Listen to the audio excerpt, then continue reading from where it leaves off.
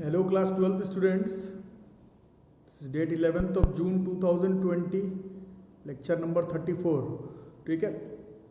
अच्छा, कुछ बच्चों अभी जुड़े हैं, कुछ बच्चे जो हैं वो अभी कल फ़ोन पर बातें हो रही थी, कुछ बच्चे अभी जुड़े हैं. तो इतने तो आप लोग इंटेलिजेंट हैं ही कि लेक्चर 34 डायरेक्ट मत देख लीजिएगा. जो लोग अभी जुड़े हैं पहले लेक्चर 33 तक अपना नोट्स वगैरह बना लीजिए. वीडियो तो यूट्यूब में है ही, कहाँ भागे जा रहा है. पहले लेक्चर 33 तक कर लो, फिर लेक्चर 34 पढ़ना.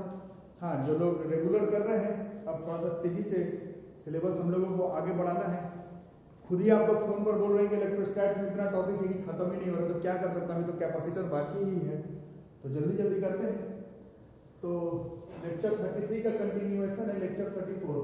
This is electric potential due to uniformly charge long thin wire, है ना. Electric field intensity due to a uniformly charge long thin wire पहले प्रूफ कर चुके हैं. अब electric potential due to uniformly charge long thin wire करना है, क्योंकि पिछला क्लास जो आपका 33rd लेक्चर था उसमें आपने एक नया तरह का एक फॉर्मूला, एक कॉन्सेप्ट, एक मेथड देखा कि किस तरह से इलेक्ट्रिक फील्ड इंटेंसिटी और पोटेंशियल आपस में जो है वो कनेक्टेड है. E बराबर माइनस dV/dr से. तो जिस शेप का E कैलकुलेट किया है उस शेप का V भी आपसे एग्जाम में पूछ सकता है. तो फॉर्मूला हम लोग को याद करना है, खासकर जो लोग मेंस एडवांस नीट का तैयारी कर रहे हैं. प्रूफिंग से ज्यादा जरूरी है कि आप इन सब का फॉर्मूला सीधा सीधी याद रखें, क्योंकि फॉर्मूला ही याद नहीं रहेगा तो ये डिराइव थोड़ी कर लोगे एग्जाम में, है कि नहीं. बाकी electric potential due to uniformly charge long thin wire. तो as proved earlier, electric field intensity due to uniformly charge long thin wire ये आया था λ/2 pi epsilon naught into r linear charge density. First number application of Gauss theorem को 3 part में पढ़ाया गया था. इसका फर्स्ट नंबर पर था एप्लीकेशन ऑफ गॉस थ्योरम में E बराबर λ/2 pi epsilon naught into r. अब कल प्रूफ किया हमने लेक्चर 33 में, हमने देखा कि E बराबर होता है माइनस dV/dr. तो इससे dV बराबर हो गया माइनस E इंटू dr. तो dV बराबर हो गया E के जगह पर minus λ/2 pi epsilon naught into r.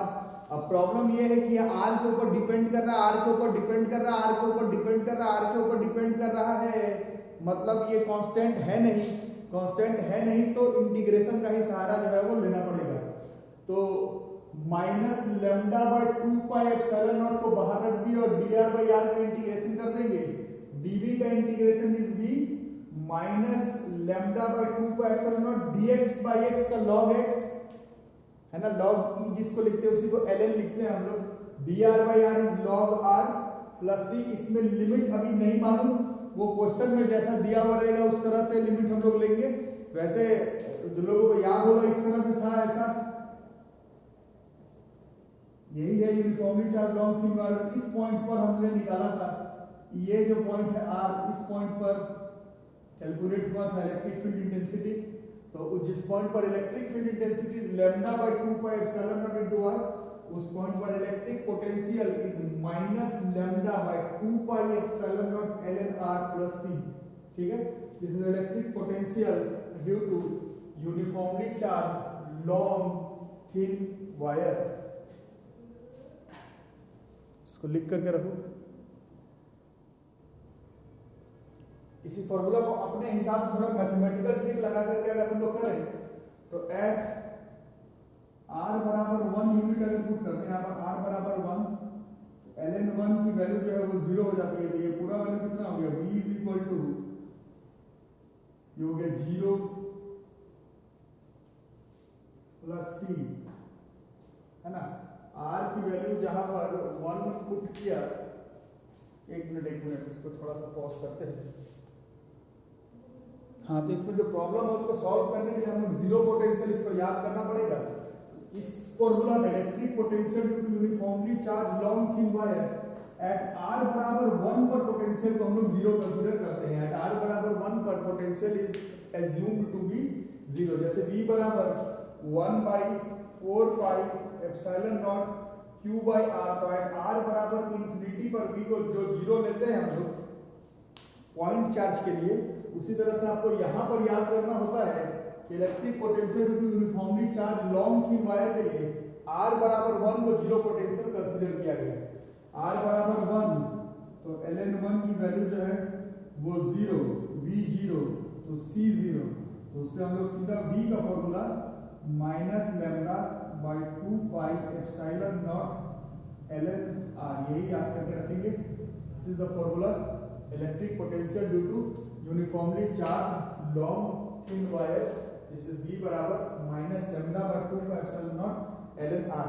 कुछ लोग उतना अच्छे से पढ़ने वाले नहीं है, बाकी जो लोग अच्छे पढ़ने वाले हैं उन लोगों को मालूम है dv से v जब हम लोग करते हैं तो हम लोगों को डेफिनिट इंटीग्रेशन में लिमिट का जरूरत पड़ता है। अब इसमें लिमिट क्या लगा हुआ है, ये जो इनफाइनाइट लॉन्ग थिन वायर है इसमें लिमिट का कॉन्सेप्ट है नहीं, इस वजह से हम लोग अपने से इसको याद करते हैं। माना गया है कि r बराबर 1 पर पोटेंशियल को लिया गया है 0, और यहाँ पे सिंपल सा हिसाब किताब है electric potential due to uniformly charge long thin wire, क्योंकि इसमें लिमिट है नहीं कहां से कहां का। So this v is minus lambda by 2 pi epsilon naught ln r। This is the formula that we use. ठीक है, सो लिख करके रखो।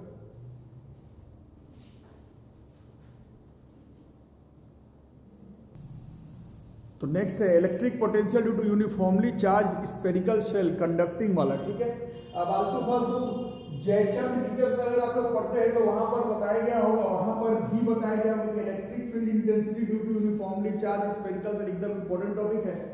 एप्लीकेशन ऑफ गॉस थ्योरम था, आना ही है एग्जामिनेशन में, बट मजे की बात यह है कि जैसे जैसे जिस शेप का इलेक्ट्रिक फील्ड इंटेंसिटी याद किए हो तैसे तैसे उन शेप का इलेक्ट्रिक पोटेंशियल भी याद करना पड़ेगा हम लोगों को।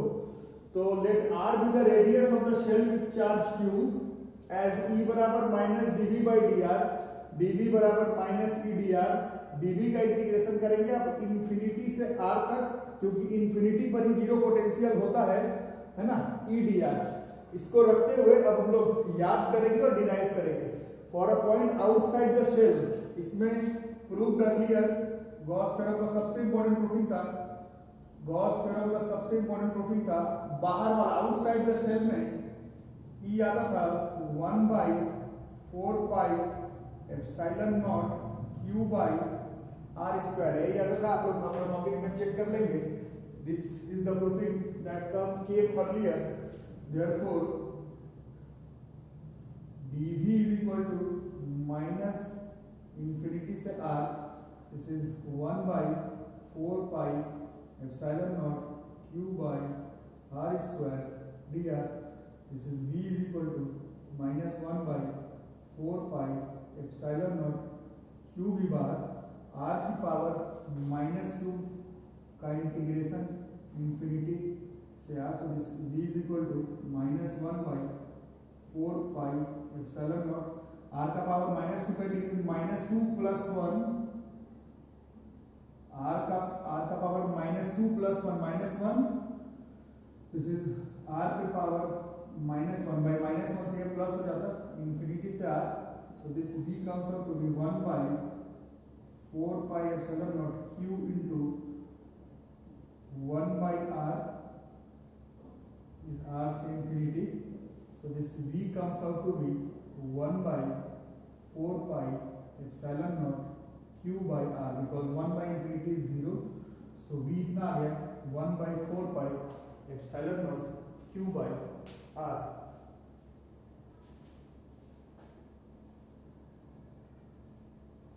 ठीक है, उसी में b पॉइंट पर था, एट अ पॉइंट r बराबर r है ना, वहां पर सेम था, वहां पर e था 1 by 4 pi epsilon naught q by r square. Same proofing लेते हुए चलेंगे, सेम प्रूफिंग ये है r ग्रेटर देन r पर है, और r ये सेम यही प्रूफिंग एक बार और कर लेंगे, तो v आ जाएगा 1 by 4 pi epsilon naught q by r। ठीक है, और मजे की बात तो तीसरे वाले में थी, तीसरे वाले में था eight a point r less than r, जो लोग पहले डिराइव किए e का वैल्यू 0 होता था, electric field intensity charge conductor के inside e was 0, e0 e0 e0 e0 e0 है भैया, e0 होने का मतलब क्या है,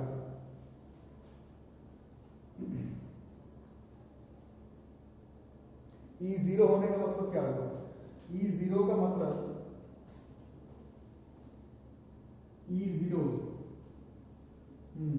तो minus dv by D R E zero. तो किसका डिफरेंशिएशन जीरो होता है, जीरो का डिफरेंशिएशन जीरो नहीं होता है, कांस्टेंट का डिफरेंशिएशन जीरो होता है। v को डिफरेंशिएट किया r के रिस्पेक्ट में जीरो आ गया, इसका मतलब v का वैल्यू जो है इसमें कांस्टेंट ही रह जाता है। v का value was constant, this was 1 by 4 pi epsilon naught q by at a point r inside r, this was the formula. और ये जो है ये वैल्यू कांस्टेंट रह जाता है, v बराबर 1 by 4 pi epsilon naught q by r, ठीक है। ये वैल्यू कांस्टेंट रह जाता है। कांस्टेंट वैल्यू इसका कहां पर आ सकता है, कांस्टेंट वैल्यू सिर्फ r बराबर r पर आ सकता है, यहां पर रेडियस फिक्स हो स्फेरिकल सेल का, ठीक है। तो इसका अगर ग्राफ बनाएंगे तो v as a function of r और r के बीच में ग्राफ, इसमें भी कुछ लोग फोन करके पूछ रहे थे कि r रेडियस नहीं होता है ना, r होता है स्फेरिकल सेल के सेंटर से जो आप दूरी ले रहे हैं, दैट इज r। तो यहाँ पर देख रहे हैं जीरो r बराबर r यहाँ तक एट अ पॉइंट r से छोटा वाले में v का वैल्यू कांस्टेंट आ रहा है और इतना आ रहा है जितना कि r बराबर r पर जितना आ रहा है, मतलब यहाँ पर जो आ रहा है यहाँ पर ये वैल्यू कांस्टेंट ही आ रहा है और r बराबर r पर भी ये वैल्यू कांस्टेंट है। और उसके बाद हम लोग देख रहे हैं कि 1/4 का एप्सिलॉन q बाई r, तो ये गिर रहा है ग्राफ, ये जो ग्राफ है उसके बाद जो है वो गिर रहा है। यहाँ पर v जो है वो कांस्टेंट है और इसके बाद v जो है वो डायरेक्टली प्रोपोर्शनल है 1/r के। Electric field intensity 1/r square के था, electric field intensity 1/r square के था, यहाँ पर जो है वो 1/r की इनवर्सली प्रोपोर्शनल है। This is a very important graph that you need to remember. फिर से अगर थोड़ा रिकॉल करके इसका ही इलेक्ट्रिक फील्ड इंटेंसिटी का ग्राफ अगर बना लिया जाए, पहले भी किया था इसका ग्राफ, इलेक्ट्रिक फील्ड इंटेंसिटी का ग्राफ तो ज्यादातर बच्चे याद करके जाते हैं, पहले भी करवाया गया है ये। यहाँ पर E का वैल्यू जीरो आता है, यहाँ से आता है जीरो, फिर यहाँ पर मैक्सिमम, यहाँ पर, और उसके बाद E जो है वो r स्क्वायर पर इनवर्सली प्रोपोर्शनल होता था और इस पूरे जगह पर E का वैल्यू जीरो होता था और यहाँ पर मैक्सिमम होता था। तो ये E का ग्राफ था इस तरह से और ये V का ग्राफ था, ठीक है। Electric potential due to uniformly charge spherical shell, it's a very important topic, note करके रखो।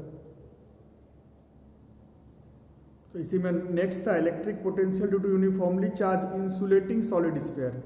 इंसुलेटिंग सॉलिड स्फीयर वाला नेक्स्ट था, इंसुलेटिंग सॉलिड स्फीयर वाला नेक्स्ट था। तो इसमें जो लोग क्लास किए हैं पहले, जिन्होंने नहीं देखा है पहले देख लें, एप्लीकेशन ऑफ गॉस थ्योरम पर ये सब करवाया गया, एकदम मेन टॉपिक आना ही है एग्जामिनेशन में, पहले वो सब देख लें। उसी में पता चला होगा आप लोगों को आउटसाइड द सेल पर r की वैल्यू, r पर इलेक्ट्रिक फील्ड इंटेंसिटी उतना ही आता था, तो v भी डिराइव करेंगे तो उतना ही आएगा। एट अ पॉइंट r बराबर r पर E का वैल्यू उतना ही आता था, तो v का वैल्यू भी उतना ही आएगा। सिर्फ जो थर्ड था eight a point inside, eight a point inside, eight a point inside पर हमने पढ़ा था कि वहां पर इलेक्ट्रिक फील्ड इंटेंसिटी जीरो था, जिसके वजह से v कांस्टेंट आ गया, डिराइव कर लिए। बट ये इंसुलेटिंग सॉलिड स्फीयर के लिए ये E का वैल्यू जीरो नहीं था, ये आप प्रूफिंग देख ले, पहले करवाया हुआ है। This was sigma by 3 pi epsilon naught into r था, where sigma was volume charge density. तो इस बार क्योंकि E का वैल्यू जीरो नहीं है, कुछ है, तो इसके वजह से जो V का वैल्यू आएगा वो भी हम लोगों को कैलकुलेट करना पड़ेगा। बट पहला दो point for a point outside the shell और एट अ पॉइंट r बराबर r और E का वैल्यू सेम होने की वजह से, इंसुलेटिंग का हो चाहे कंडक्टिंग का हो, दोनों का आउटसाइड और एट अ पॉइंट r बराबर r पर E सेम तो V सेम, तो ये दोनों केस तो सेम रह जाएगा। सिर्फ इनसाइड पर E वहां पर जीरो हो जाता है कंडक्टिंग में, नॉन कंडक्टिंग में sigma r by 3 pi epsilon naught होने के वजह से E का वैल्यू चेंज है, तो इसका V का वैल्यू चेंज हो जाएगी, जो कि हम लोग को डिराइव करना पड़ेगा। बट पहला दोनों केस तो ऐसा ही है, तो फिर से ये लैंग्वेज एक बार फटाफट लिख लो। C वाले को भी दोबारा से हम लोगों को कुछ अलग तरीके से डिराइव करना पड़ेगा। पहला दो केस तो सेम था, तो पहला दो केस तो सेम ही है, इस बार भी पहला दो केस तो सेम है, उसको आप लोग लिख लो। तीसरे केस का कुछ अभी उपाय करना पड़ेगा। तो पहला दो केस में इलेक्ट्रिक फील्ड इंटेंसिटी सेम ही आता है, चाहे वो इंसुलेटिंग सॉलिड स्फीयर हो चाहे कंडक्टिंग सॉलिड स्फीयर हो। तो ई सेम आने के वजह से वी का वैल्यू भी जो है वो सेम आ जाएगा। सिर्फ eight a point in side पर, वहां पर कंडक्टिंग में ई का वैल्यू 0 होता है, नॉन कंडक्टिंग में कुछ होता है। तो इस कुछ का उपाय अभी हम लोगों को करना पड़ेगा। तो पहला दो केस तो ऐसा ही है। तीसरे वाले केस के लिए अभी हम लोग देखते हैं। इसके लिए हम लोगों को थोड़ा एक बार डायग्राम वगैरह एक बार बना करके सेट कर रहे थे। इसके लिए पहला दो केस तो ऐसा ही है, तो सेम ही आंसर आ जाएगा। तीसरे केस में थोड़ा डिफरेंशिएशन इंटीग्रेशन का सहारा लेना पड़ेगा, है ना, इस पॉइंट के लिए।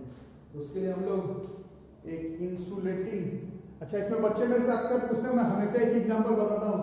Uniformly charge insulating solid sphere का सबसे क्लियर एग्जांपल है एटम का न्यूक्लियस। पहले भी बताया हूँ, केमिस्ट्री में आप लोग जो पढ़ते हैं, एटम के अंदर न्यूक्लियस, न्यूक्लियस के अंदर charge, positive charge, uniformly distributed, but वो कंडक्टर थोड़ी होता है एटम के अंदर का न्यूक्लियस, है ना। अक्सर मेरे से बच्चे पूछते हैं, हम लोग भी जब स्कूल टाइम में थे तो भी सोचते थे कि चार्ज सॉलिड स्फीयर में कंडक्टर और इंसुलेटर अलग का मीनिंग ही नहीं समझ में आता है। तो मीनिंग है, एक कंडक्टर है और एक इंसुलेटर है। उसमें चार्ज यूनिफॉर्मली डिस्ट्रीब्यूटेड है जैसे एटम के इनसाइड का न्यूक्लियस, फिर भी वो इंसुलेटिंग सॉलिड स्फीयर कंसीडर किया जाता है।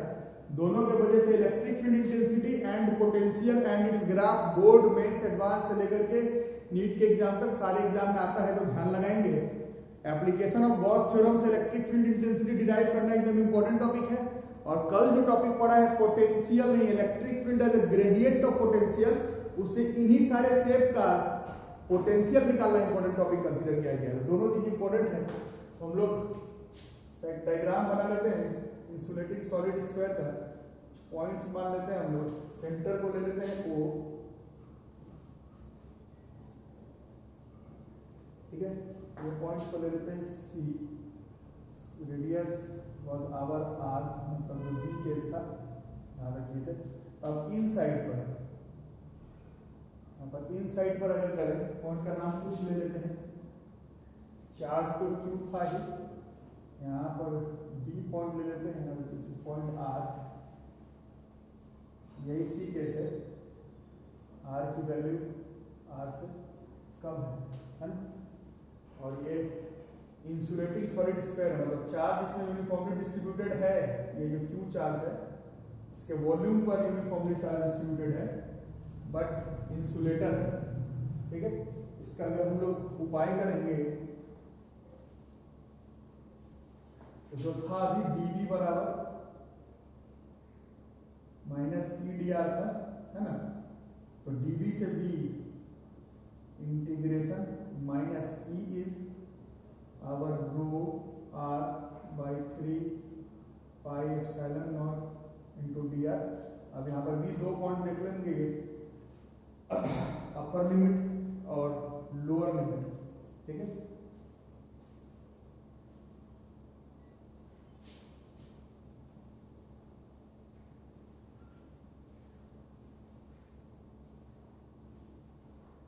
मान लो VC से BD कर रहे हैं, तो VC पर दिस वाज R, है ना। VC पर और C पॉइंट पर पोटेंशियल, तो इसके लिए रेडियस R है, और D पर अभी कैलकुलेट करने वाले हैं eight a point in side. यहाँ पर आगे dV का integration V upper limit minus lower limit, this will be BD minus VC बराबर, इसमें माइनस रो बाहर, 3 बाहर, पाई बाहर, epsilon naught. Rho is volume charge density, uniformly charge है, यूनिफॉर्मली चार्ज है, तो वॉल्यूम चार्ज डेंसिटी जो है वो कांस्टेंट होगा। और अभी R का पावर 1 का इंटीग्रेशन करना है, सो this is BD minus VC बराबर रो पाई 3 पाई एप्सिलॉन नॉट। R का पावर 1 का integration is R square small r और कैपिटल R, है ना। तो बताओ यार कितना हो गया। therefore this BD is, ये माइनस VC उधर चला गया, C पॉइंट वाला VC अभी डिराइव हुआ था C पॉइंट पर, 1/4πε0 Q/r आया था पिछले वाले टॉपिक में। तो दिस इज माइनस, है ना, रो के जगह पर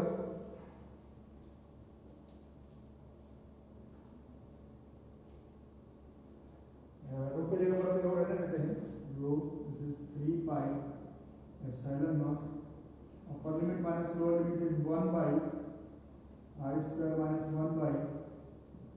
सो this is BD is equal to, और ये प्लस BC तो चला गया तो plus BC, this is 1/4πε0 Q/r, है ना।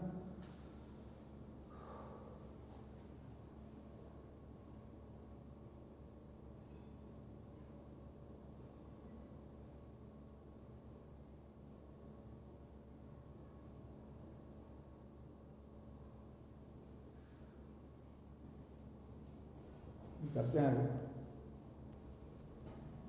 थोड़ा मिटा लेना बच्चों, थोड़ा इंटीग्रेशन गलत हो गया था, जरा सा इंटीग्रेशन गलत हो गया था। r का पावर 1 का इंटीग्रेशन गलत हो गया था, r का पावर 1 का इंटीग्रेशन इज r²/2 होता है, यहीं पर थोड़ा गलत हो गया था।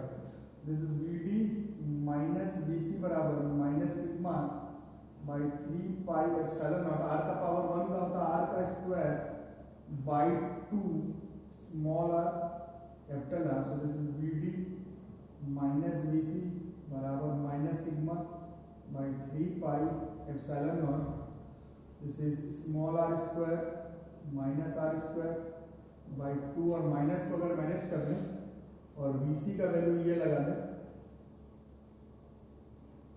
तो this is BD is equal to, ये उधर चले गया, this is sigma by 3πε0, minus को मैनेज करिए तो r² minus r²/2 plus BC was 1/4πε0 into Q/r, और इस रो के जगह पर भी, इस रो के जगह पर rho is volume charge density Q/V, this is Q/4/3πr³ है।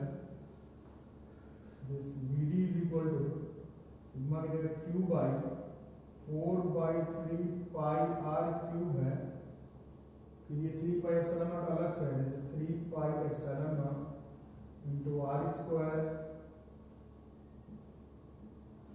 माइनस r²/2 प्लस 1/4πε0 Q/r, 3 से 3 कट जाता है ना, और थोड़ा कॉमन वगैरह निकाल लेंगे, कॉमन वगैरह निकाल करके करेंगे थोड़ा कॉमन वगैरह। आप लोग अब 12th क्लास में है, इतना समझते हैं। कल बच्चे से बात हो रही थी तो बच्चे बता रहे थे सेल्फ स्टडी भी बहुत ज़रूरी है, थोड़ा कॉमन वगैरह निकाल लेते हैं। ये 1/4πε0 को थोड़ा k लिख लेते हैं, 1/4πε0 को k लिख लेते हैं। This BD comes out to be, common वगैरह अपने से निकाल लो, KQ/2r आएगा, KQ/2r, और ब्रैकेट के अंदर 3 minus r²/r², this is 3 minus small r² by capital R², ये आएगा D point. KQ/2r 3 minus r² by r², इसको ख्याल रखोगे, ठीक है, 3 माइनस r²/r²। अब जरा सा अगर ग्राफ पर फोकस करें, प्रूफिंग लिख लो, इसका ग्राफ बनाया जाए।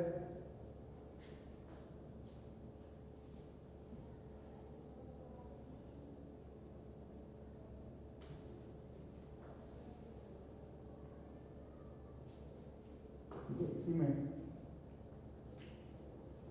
तो एट r बराबर 0, मतलब बिल्कुल सेंटर पर, एट r बराबर 0 पर, सेंटर पर r बराबर 0 पर, this comes out to be small r 0, ये कितना होगा, v बराबर हो जाना है 3kq/2r, है ना। दिस इज 3kq/2r, और एट आर बराबर आर पर, ये तो मेरे को मालूम ही आर बराबर आर पर कितना आएगा, वैसे आप लोग देख लें आर बराबर आर पर कितना हो गया, आर और आर, ये आर स्क्वायर कट गया तो ये 2 हो गया, 2 से 2 कट गया, तो दिस बी बराबर वही 1/4 पाई एप्सिलॉन नॉट के क्यू बाई आर हो जाता है 1/4 पाई एप्सिलॉन नॉट। यही तो हम लोग प्रूफ किया था, आर बराबर आर पर 1/4 pi epsilon naught q by r, और at r greater than r में ये हम लोग पहले प्रूफ कर चुके हैं, this is k q by small r आ रहा था, है ना, k q by small r आ रहा था। तो अब इन सब कॉन्सेप्ट का इस्तेमाल करते हुए अगर ग्राफ बनाए बी का, अगर ग्राफ बनाए v का as a function of r, तो क्या ग्राफ आया भैया, r बराबर r, है ना। तो इन सब में मैक्सिमम कौन है, के क्यू बाई आर के साथ ये 1.5 गुना है, मतलब यही जो है वो सबसे मैक्सिमम हो गया, तो सेंटर पर ही मैक्सिमम है, सेंटर पर मैक्सिमम है, ठीक है। और उसके बाद यहाँ पर आते आते थोड़ा कम हो गया, इसके बाद का ग्राफ तो हम लोग जानते ही हैं, v is proportional to 1/r था, और उसके पहले का जो ग्राफ आप देख रहे हैं, ठीक है, इसका पहले का ग्राफ इज पैराबोलिक, इस तरह से यहाँ से यहाँ तक पैराबोलिक है, r बराबर r का ग्राफ है, ठीक है। दिस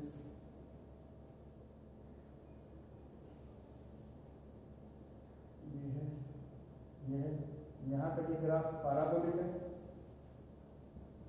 इसके बाद ये ग्राफ हाइपरबोलिक है, ठीक है, it's a very important graph. और पॉइंट पर अगर बात करें, यह ओरिजिन पर है, दिस इज 3k/2r, बीचों बीच में कहीं पर भी चलते हो, बीच में कहीं पर भी चलते हो, तो वो वाला आएगा kq/2r into 3 minus r square by R square, ये पॉइंट है, एंड r बराबर r पर, जो कि कौन सा पॉइंट था, c था शायद, r बराबर r पर, दिस इज kq/r, और उसके बाद ये ग्राफ जो है ऐसे गिरता हुआ है, ठीक है। इसी का e का ग्राफ याद करेंगे हम लोग, e का ग्राफ पहले बना चुके हैं, इसका जब e का ग्राफ बनाए थे तो ये याद होगा, देख ही रहे हो, इसका e is directly proportional to r का ग्राफ था, e इज डायरेक्टली, तो यहाँ से यहाँ तक ऐसा ग्राफ था, e is directly proportional to r, और उसके बाद जो है वो e was directly proportional to 1/r square का ग्राफ, तो इसी का e का ऐसा ग्राफ आएगा, b का ऐसा, is electric potential due to uniformly charged, अगर इंसुलेटिंग सॉलिड स्फीयर का होगा तो E का ग्राफ इस तरह से, B का ग्राफ इस तरह से। ये तो 50 बार आ चुका है जेईई के एग्जामिनेशन में, मेंस, एडवांस, नीट, बोर्ड्स, ये आया है जेईई में 2016 में, ये graph mains 2016, very important graph, very very important graph, ठीक है। So very very important graph, कमाल का कॉन्सेप्ट है, इसको आप लोग ठीक से याद करेंगे। याद करने वाली बात ये है, समझ ही रहे हो, याद करने वाली बात इतनी सी है, ठीक है, याद करने वाली बात इतनी सी है कि इन सब का जितना इंपॉर्टेंट इलेक्ट्रिक पोटेंशियल, जितना इंपॉर्टेंट इलेक्ट्रिक फील्ड इंटेंसिटी है, उतना ही important electric potential due to uniformly charged insulating solid sphere भी है, ठीक है, तरह से है। शायद थोड़ा सा वीडियो बीच में ऊपर नीचे हो गया, तो फिर से एक बार अगर आप लोग देख रहे हैं, थोड़ा सा ग्राफ शायद ऊपर नीचे हो गया, तो ये VD का प्रूफिंग था, ये VD का प्रूफिंग था,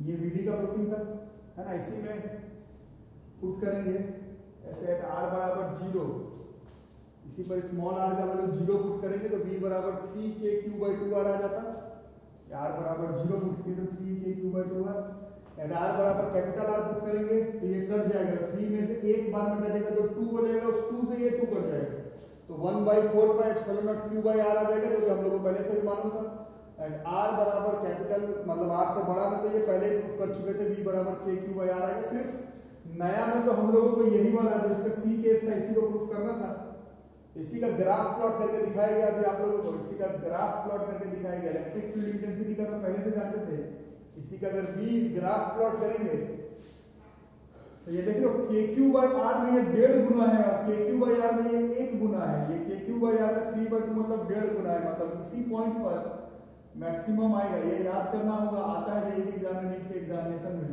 सबसे मैक्सिमम इलेक्ट्रिक पोटेंशियल जो होता है इंसुलेटिंग सॉलिड स्फीयर के सेंटर पर होता है। कितना होता है तो 3k/2 एट आर बराबर आर पर तो ये हम लोग को मालूम नहीं है k/r और r is greater than r में k/r। इसका जब ग्राफ बनाएंगे, इसका ग्राफ मैक्सिमम सेंटर पर है फिर कमता है, तो ये जो पहला वाला ग्राफ है ये इस तरह से पैराबोलिक ग्राफ होगा, और उसके बाद वाला जो ग्राफ है v is directly proportional to 1/r मतलब इनवर्सली प्रोपोर्शनल। ये जो ग्राफ है वो हाइपरबोलिक होगा।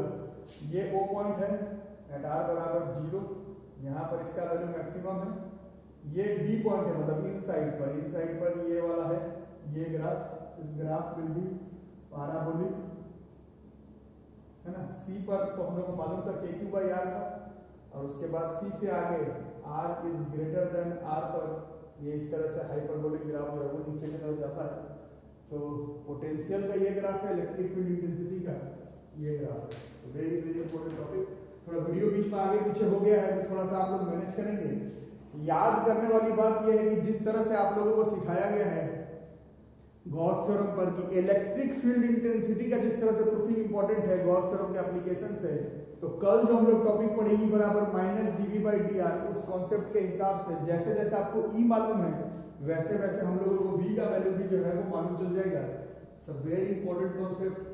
सिर्फ C केस में अंतर हुआ, देख रहे हो C केस में eight a point R is less than R पे, क्योंकि कंडक्टर पे 0 है, इलेक्ट्रिक फील्ड इंटेंसिटी पे 0 नहीं है, इस वजह से इसका V का वैल्यू में चेंजेस आया। V का वैल्यू चेंज आने की वजह से इसका ग्राफ में चेंजेस आया। R का वैल्यू 0 से R का वैल्यू R तक, ये पैराबोलिक ग्राफ है, मैक्सिमम जो है वो सेंटर पर है, इसको याद करना है। इसका potential is maximum at the